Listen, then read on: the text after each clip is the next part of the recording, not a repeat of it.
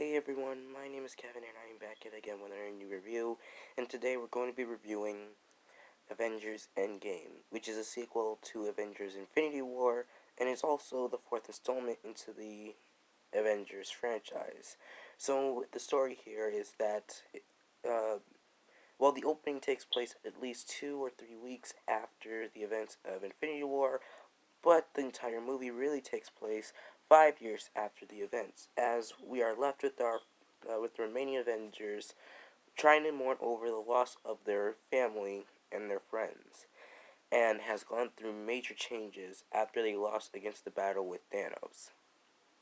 But when Scott Lang returns from the quantum realm and found out how time is difficult, he explains his plan to go through time with the help of the Avengers to capture the stones before Thanos gets them.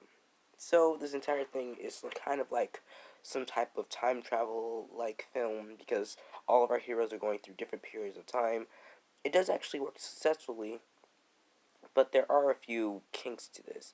Like before this, after 5 years, we see Banner finally have some transformations towards Hulk. Like he now can become Hulk without getting angry permanently, and he has the body of Hulk but has the brain of Bruce Banner himself. So yeah, that's pretty much it. Oh, there's also this other thing where Thor actually is fat, which is okay. I guess that's new, but I'm sure he'll be fixed sometime when he comes back in the MCU because we're getting a fourth Thor film, so that's something. Anyway, the final battle is actually pretty great. I'm just gonna go ahead and say that we have the opportunity to see a lot of characters that we saw from the first film all the way to right now, because we see the return of Peggy Carter, Jane Foster, Loki, a lot of characters who died or are just not in the films anymore. We see them come back in different points in time, including the Ancient One, who actually has a very major role in this film, despite the fact that she in an alternate timeline. But it's fine, I guess. It leaves me some questions like, did she know that Doctor Strange was coming, especially because of Hulk? Because he said that Strange gave it to Thanos, and put two and two together, you might think about it as well. Overall, I did actually like the story here. It's actually really great. So the effects here, and the visuals are actually really great.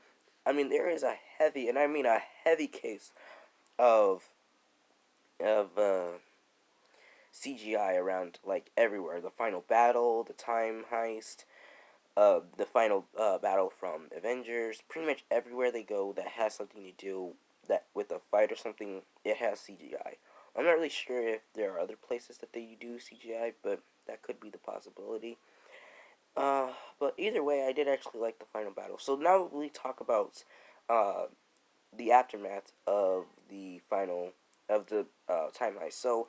Uh, so what happened here is that Nebula gets captured by 2014 Thanos, and after this, the 2014 Nebula goes back into the original timeline and transports Thanos into 9 years ago. I think it's 9 years ago, and he goes to the original timeline. And when this happened, well, before this, uh, Hawkeye and Black Widow goes to Vormir to get the Soul Stone, and they fight to see who would be the one to sacrifice it. And it is in fact Black Widow. So Black Widow dies, and her arc is concluded. Except it's not. I'll explain at the end of the video. And after this, well, you can put two and two together again. So after this, Thanos destroys the headquarters, and everyone is trying to get out of the rubble. With the big three being the first, and Ant-Man trying to save Hulk, Rocket, and War Machine, and also Hawkeye trying to escape the Outriders.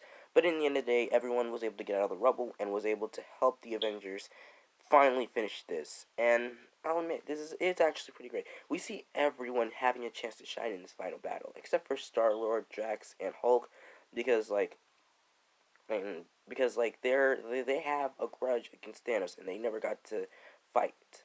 Like I feel like Hulk should have been up there instead of Thor. Like Thor should have been down there trying to get trying to I was like in below the lower level. But either way, I did actually like this film, and I feel like the only ones who were actually able to get revenge on Thanos was just the big three and Scarlet Witch. I don't really count Captain Marvel because no one died in her life. I guess Nick Fury did, but he came back, so there's no reason for her to be around. Fun fact: Captain Marvel was originally not supposed to be in Endgame, but Marvel demanded that to the Russo brothers that they put her there.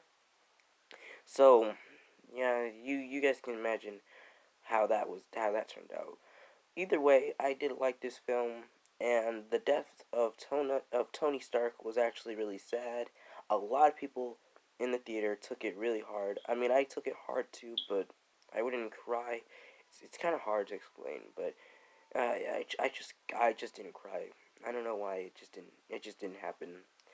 Either way, it was sad to see two of my favorite characters just die, with the other four having to retire and other heroes just going their separate ways. It's also confirmed by the Russo brothers that there are no Avengers, but the heroes in the universe does in fact exist. So maybe we'll get a new team of Avengers sometime in Phase 5 or maybe in Phase 6, because we're not getting any new Avengers movie in Phase 4 or in Phase 5. But we might get it sometime in Phase 5 or 6. But other than that, that's just my personal opinion on the film. So here's my rating.